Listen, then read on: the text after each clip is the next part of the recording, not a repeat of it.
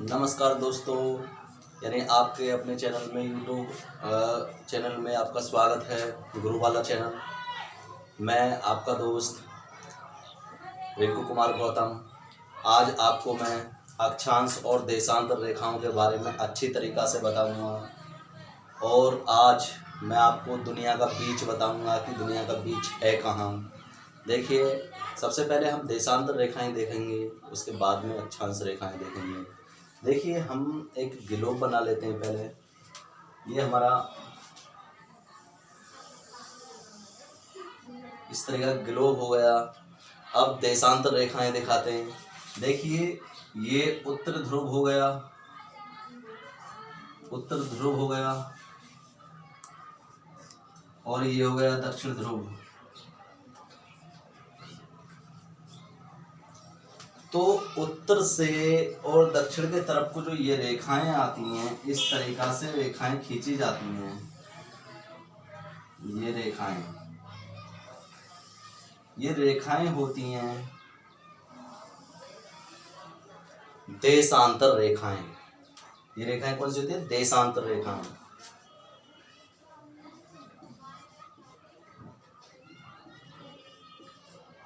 देशांतर रेखा,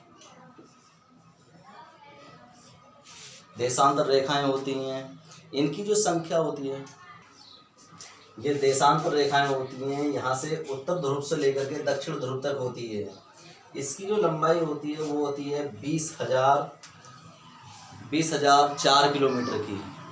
एक देशांतर रेखा की जो लंबाई होती है लगभग 20,004 किलोमीटर की होती है। और इन देशांतर रेखाओं की जो संख्याएं होती हैं वो होती हैं 360।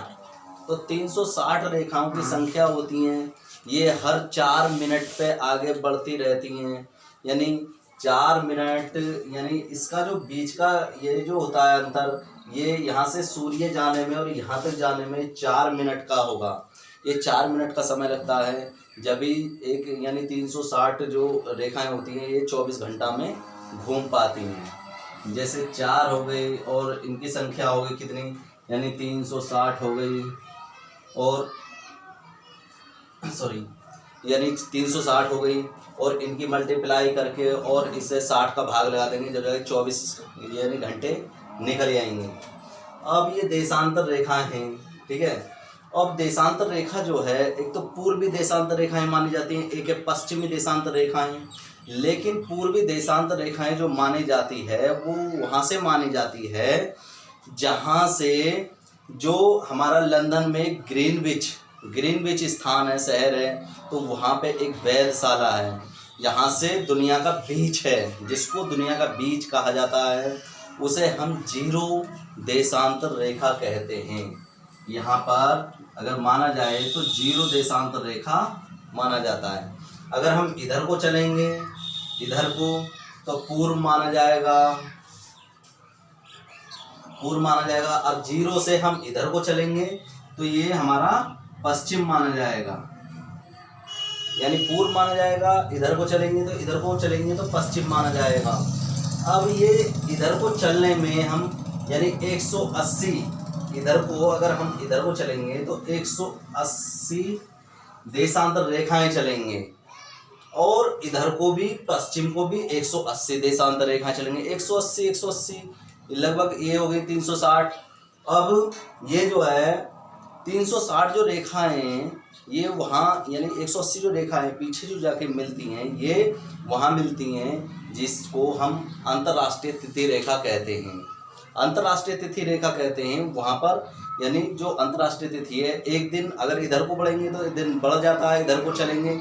अगर हमने वो अंतर्राष्ट्रीय तिथि रेखा क्रॉस कर देते हैं तो एक दिन का फर्क मिल जाता है। इधर को चलने में एक दिन का फर्क, अगर उसको रेखा को इधर कर देते हैं, क्रॉस कर देते हैं, तो फिर भी एक दिन का फर्क मिल जाता है। तो ये हो गई दोस्तों हमारी देशांतर रेखाएं। 360 इनकी संख्या होती है, इसकी लंबाई होती है ये 20,004 किलोमीटर, और इसकी संख्याएं होती हैं 360। और ये दुनिया का बीच जो जीरो रेखा माना जाता है, जीरो देशांतर रेखा माना जाता है, और जहाँ ये पीछे ख़त्म होती है 180 पे, उसे हम अंतर्राष्ट्रीय तिथि रेखा कहते हैं। अब इसके बाद में देखिए अक्षांश रेखाएं क्या होती हैं। अब मान लीजिए इनका जो बीच का जो दूरी होती है वो होती है 111 किलोमीटर की। दूरी जो होती है 111 किलोमीटर की होती है, जिसको हम गोरे बोलते हैं, जिसको हम गोरे बोलते हैं। उस स्थान को इस स्थान के बीच की दूरी को हम गोरे बोलेंगे। लेकिन दूरी जो होती है ये 111 किलोमीटर की होती है। अब देख लें, एक अक्षांश रेखाएं देखते हैं। ये हमने ग्लोब बना लिया। अब इसको हम ये हमारा दक्षिणी गोलार्ध, ये हमारा दक्षिणी गोलार्ध हो गया, ये हमारा उत्तरी गोलार्ध हो गया। अब ये हमारी जीरो वो हो गई भूमध्य रेखा, यानी भूमि को दो भागों में अलग अलग बांटना, इसे हम भूमध्य रेखा बोलते हैं। इसको हम जीरो अक्षांश भी कह सकते हैं, जीरो अक्षांश। अब यहाँ से अगर हम उत्तर को जाएंगे, उत्तर को खींचेंगे तो उत्तरी अक्षांश होगा। अगर हम दक्षिण को खींचेंगे तो दक्षिणी अक्षांश हो जाएगा। इस तरीका से ये अक्षांश रेखाएं।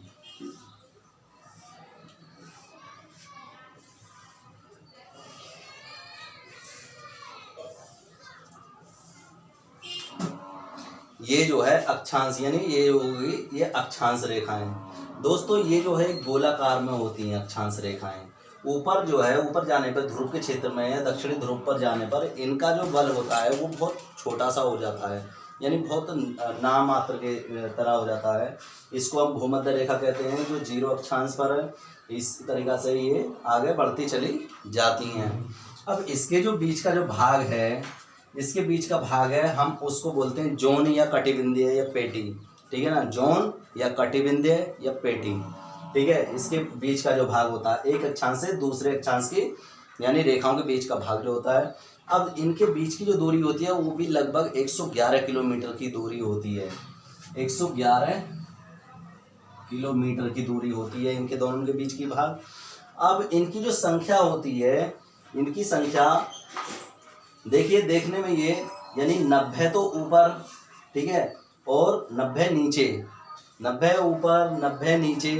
तो ये जो है देखने में, यानी देखेंगे तो हमें 90, लेकिन हम इनको इस तरीक़ा से घुमाएंगे तो 180 हो जाएंगी।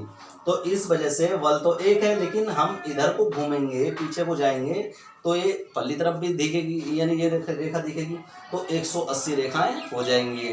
तो 180 उत्तरी गोलार्ध में और 180 दक्षिणी गोलार्ध में, इनकी भी संख्याएं लगभग ऐसे घुमाएं तो 360 होती है, लेकिन यानी टोटल जो संख्याएं होती हैं बलों की वो 180 ही होती है।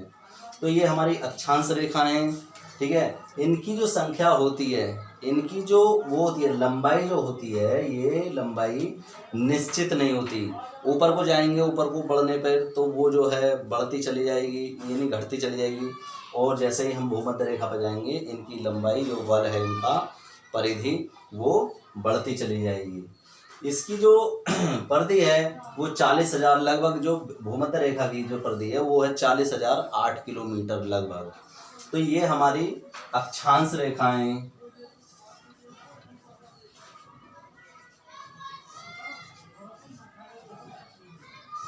अक्षांश रेखाएं ये हमारी। अब देशांतर और अक्षांश रेखाएं, इनसे ही हमें किसी देश का, किसी भी शहर का, किसी भी गांव का या किसी भी राज्य का, कहीं भी समुद्र हो, कोई भी हो, तो इनसे पता लगाया जाता है।